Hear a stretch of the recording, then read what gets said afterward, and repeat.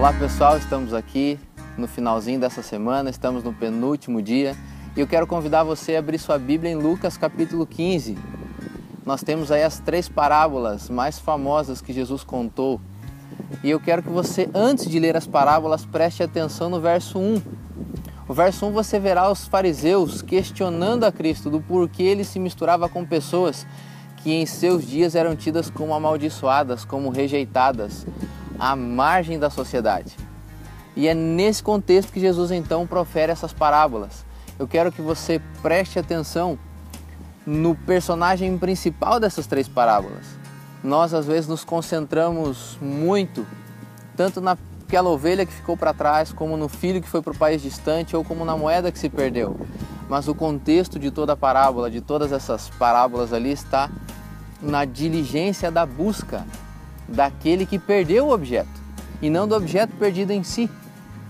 Perceba que há uma nuance de sofrimento, um desejo ardente de reencontrar o objeto perdido, o que torna então o pastor das 100 ovelhas o personagem principal, o que torna então a mulher que perdeu a moeda o personagem principal, e o que torna então o pai cujo filho o abandonou e foi para o país distante como objeto principal dessa história.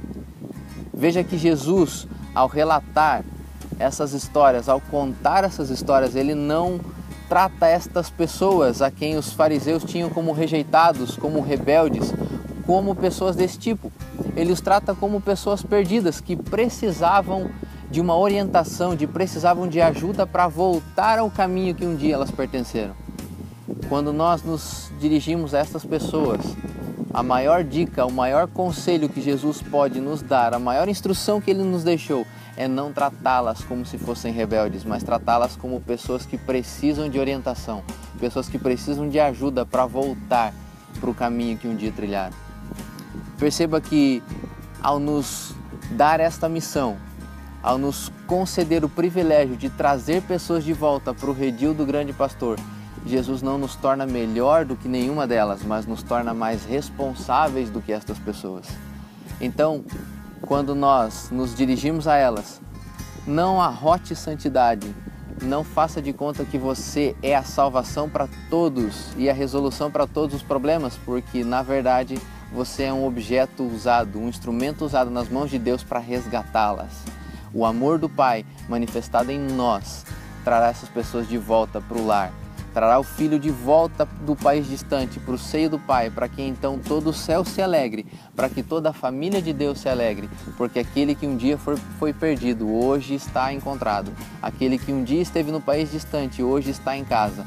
E eu e você seremos usados por Deus para trazer estas pessoas. Que no final dessa história, que no final da história deste mundo, Deus te use para trazer pessoas de volta ao lar. Que Deus te abençoe, nos vemos amanhã, um forte abraço e até lá.